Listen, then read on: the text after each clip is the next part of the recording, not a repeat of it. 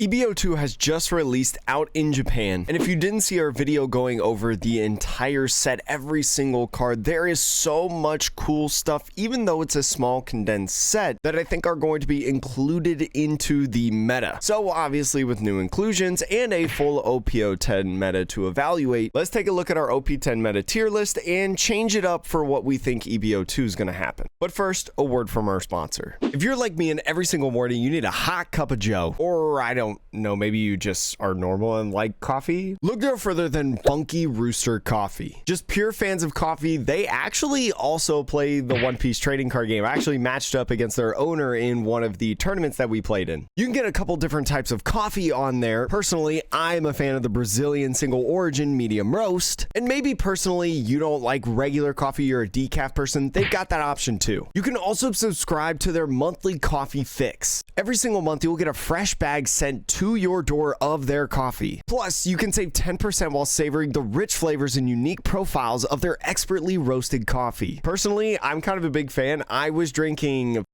coffee before this, but now with this, I drink this every day. I genuinely like it, whether it's hot, whether it's cold, like I'm into it. And right now on your order, you can actually save 5% off if you use my code Atrocious. The link is in the description below. Definitely go check them out. You can also get some fun stuff like their mug. Use that code, check out their site, and let me know down in the comments how you feel. Okay, so just like I said, we're going to be talking about our OP10 tier list. Now, this is verbatim. If you go back to the YouTube video that I posted, you can double check this. This is the exact tier list and even the order that I put all of these leaders in. Now, before we get into the new leaders, right, there's two new leaders that we'll introduce in this tier list. Starter deck 21, Monkey D. Luffy, the Gear 5, and then also EB02, Green Purple Luffy. So if you've been around the channel, this first one is probably not going to surprise you, this change. I'm going to move Lim up to tier 2.5 in the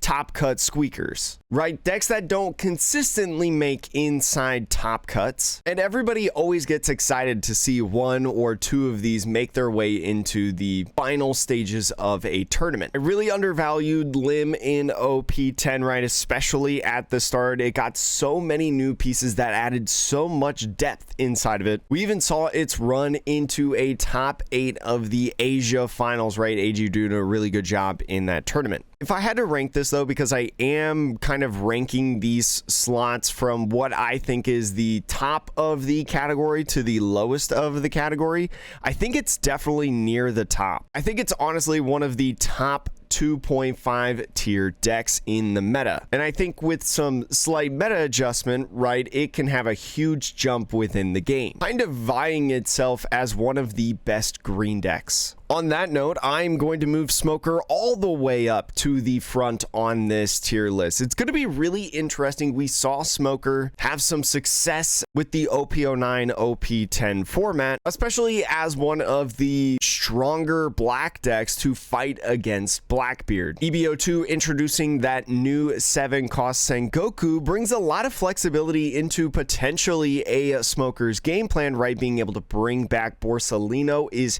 huge, right? 6k blocker that cannot be killed by effects, but also maybe trying out different things like starter deck Hina. And I'm not talking about the one from the old Sakazuki deck. I'm talking about the reprinted teen whatever number it is, one where you have a 4-cost, right, that puts a Dawn rested onto your leader, synergizing really well with Smoker's leader effect. That also being, I think it gains like +4 cost, can make it a sticky body in several matchups like Pluto Flamingo. To stay on the field, they got to swing into it, and I think Smoker could really move ahead. The Sengoku, I think, is a huge part of the game. Let's do some switching in our two different tiers. I am going to switch Kid and Usopp down with Smoker, which Smoker and Law. Now, it's kind of tough because I think that these decks actually move into the tier 3 kind of cope category. I was super high on Smoker heading into OP10. I think the leader effect is cool. The different characters that get introduced are really cool. Being able to reuse Dawn for something like Zoro is super sick, but it really struggled to fit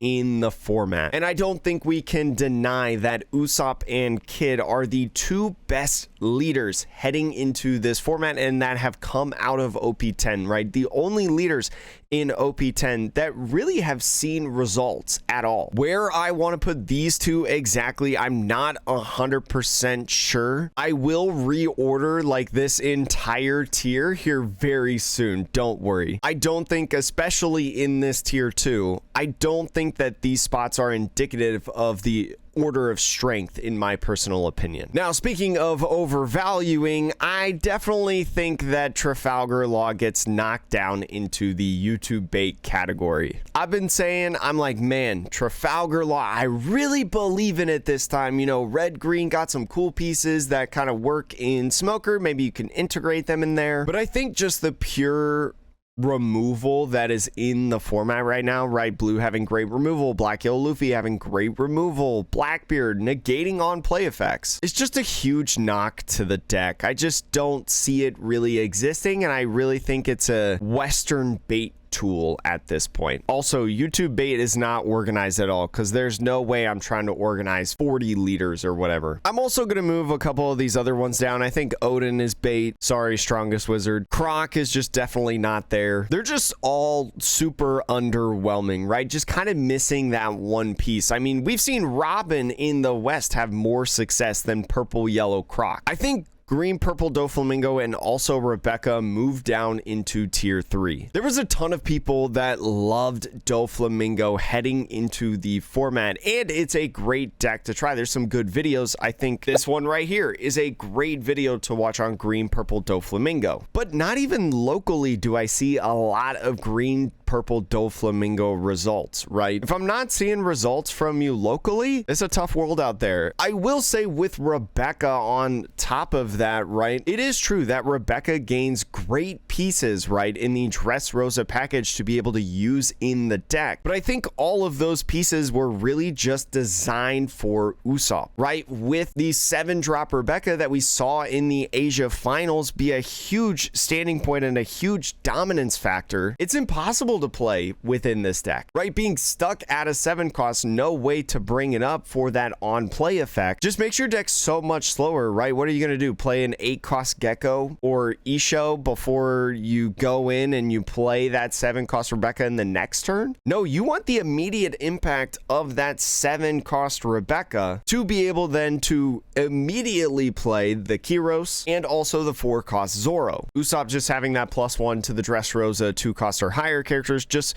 puts it that much more advantageous and really just begs the question, why would you play Rebecca when you can just play Usopp? I'm also moving Buggy down one category. Buggy is really weird in my opinion, right? We saw its one spurt that it had in the OP09 format. If you missed those games on the channel, highly recommend. Very, very cool. But the deck is way too reliant on that 7 cost Buggy in what I would consider to be some winning matchups like the Doflamingo, like the Blackbeard. And even though that card doesn't necessarily give you the auto win, but gives you a pretty good shot within the game, you're still nowhere to be found. Buggy's just not there for me. I'm not super high on it, even though it is fun. And especially once we get to the West, remember that this is just an Eastern tier list. It's even a different conversation when it comes to the West.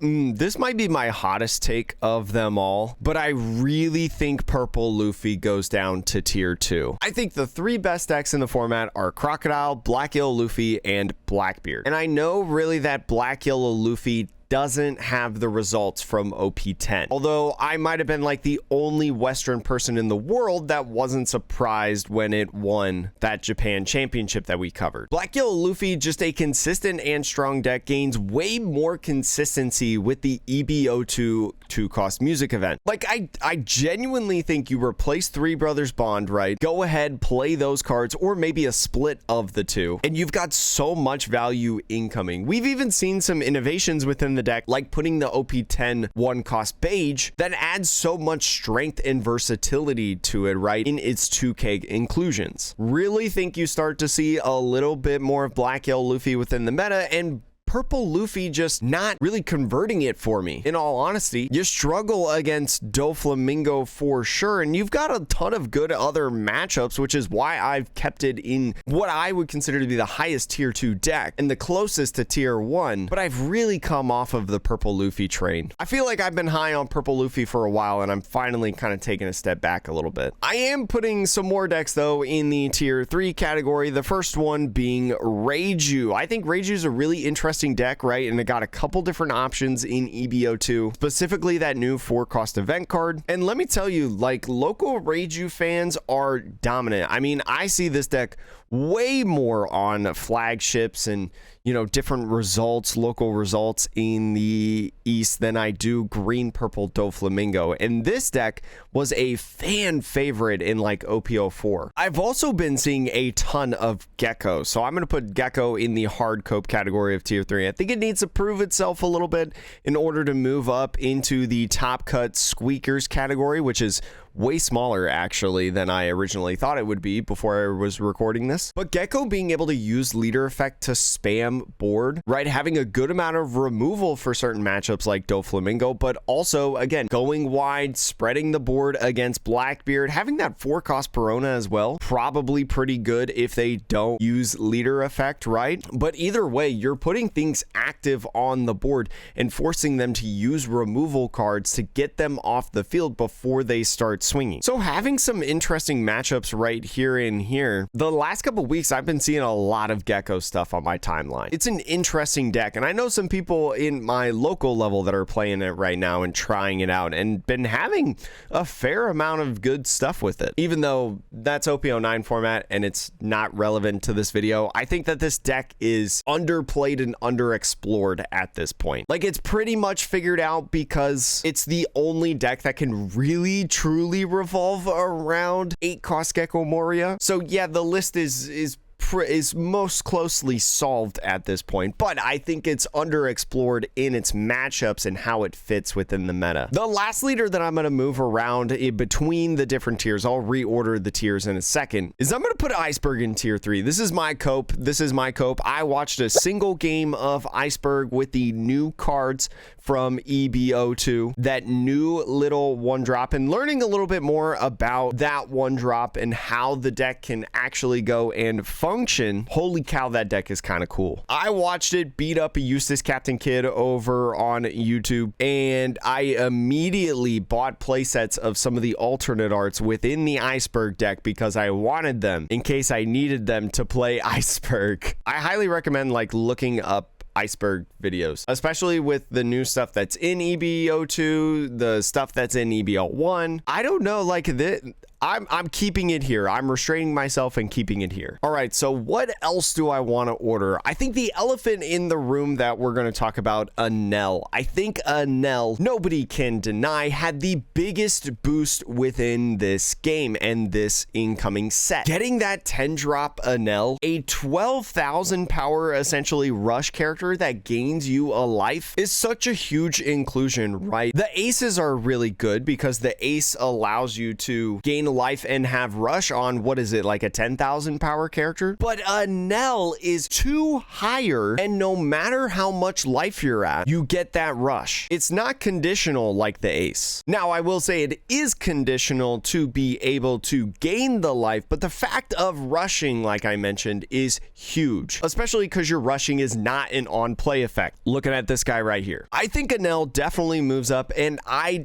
don't know if I want to put it tier 1 yet. It's definitely the deck that hovers between the end of tier 1 and the top of tier 2 in my opinion. Also, does Anel play the 2-cost music events instead of maybe something like Dureshi? Because it's a more Dawn efficient searcher for probably all the cards you're looking for anyways? I don't know. This deck is going to be my most curious on how it affects the meta in terms of an upper level. It'll be really curious. We saw Anel have some success in the last couple sets, right? But does this boost put it to the next level, right? Can it compete with the big titans that we've got up here. It's going to be really interesting to see. I think Bonnie, even though it underperformed in the format, I think is still a strong pick because of that new 7-cost Bonnie that we got. Just once again adds a lot of flexibility within the game plan. Shanks, I think, is higher up in the list in the tier 2 category. It's like a 45-55 into a Nell, and definitely with a Nell's boost means that Shanks inherently gets worse, right? Because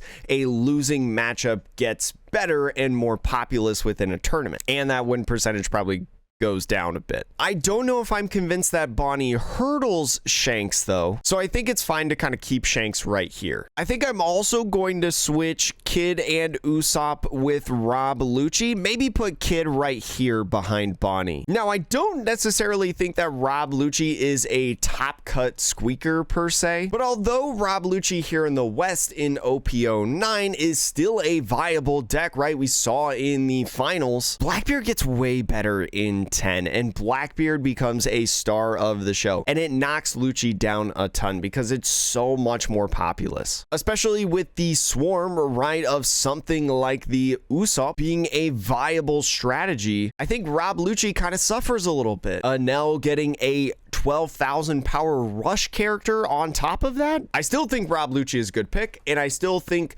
long-term Rob Lucci players will still survive on the deck. I think it just makes it a little bit harder within this meta. I think maybe it's in front of Nami. I don't know. The more I think about Nami, it's really tough to lose to some of the top decks within this meta, and then Gecko more consistently, and finding your 5-cost punch Luffy more consistently. Well, is it more consistently? Does that 2-cost event help Black Hill Luffy find the 5-punch Luffy more consistently? I guess not really, right, compared to Three Brothers Bond. But anyways, having losing matchups to Doflamingo, Purple Luffy, and Blackbeard, and then your free matchup in a Nell getting 2 potentially great cards in that 10 cost, and the music event, Usopp being able to swarm the board. I don't even know if this is a good or bad matchup, to be honest. I assume it's probably not incredible. I think Nami's still pretty good, but Nami is definitely almost, in my opinion, in this top cut squeakers category. It doesn't really help though that Nami is not that popular out in the East. I feel like a lot of times when I see like Nami results at like Japan Championships and things like that,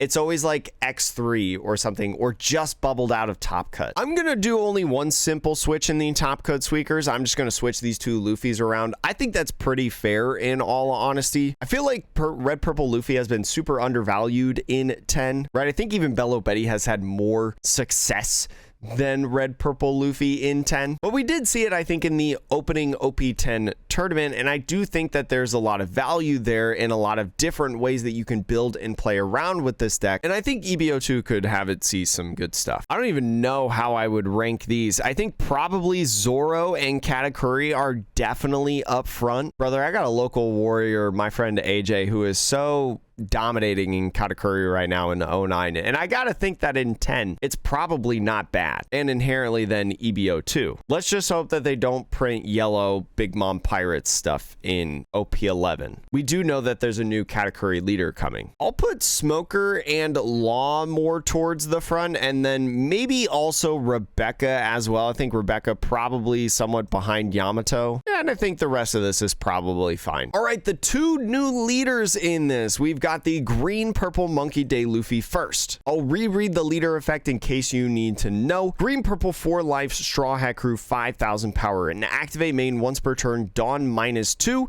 If you have only Straw Hat Crew type characters in play, set up to 2 of your rested Dawn cards as active. Then this leader gains 1,000 power until the end of your opponent's next turn.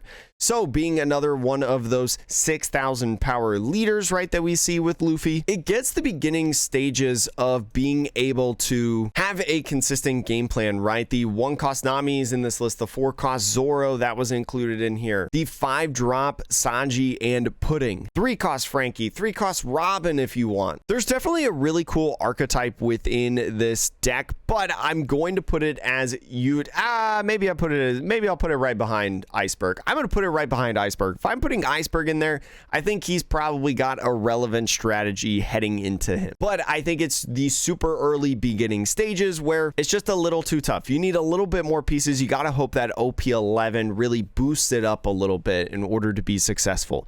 But I think it would be really cool to have him in the format. Now, starter deck 21 Luffy, Dawn ×1, 5 life leader, 4 Emperor Straw Hat Crew, type, 5,000 power, activate main once per turn. Give to one of your characters up to 2 rested Dawn cards, right? It's essentially like an 8-cost dragon every single turn. The bright and shining point of starter deck 21 was how those cards really affected the rest of the meta, right? We had the really cool Shanks list, and I believe it was the Wave 2 finals running around, where instead of the red-haired pirates, it was running this starter deck 21 package. I think the best way to put it is that the best cards within the deck is not the leader, it's the other cards, but I do think it's got a fire leader arc. And you know what? Maybe that's all you really need. And that's going to be my EB02 tier list. I'm sure some of this is going to be wrong. I'm sure some of you are angry typing in the comments about how your favorite leader has been disserviced. Or how on earth could I put Iceberg above Kuro, right? Like, oh my gosh, you heathen. Let me know your opinions in a civil manner down below. Feel free to make this tier list yourself. I think I have every single leader. If I'm missing a leader on here, let me know in the comments and I'll tell you what category I'll put it in. I feel like every leader is here. There's 91 leaders right now. That's got to be like pretty close. Anyways, hope to see you in the next video.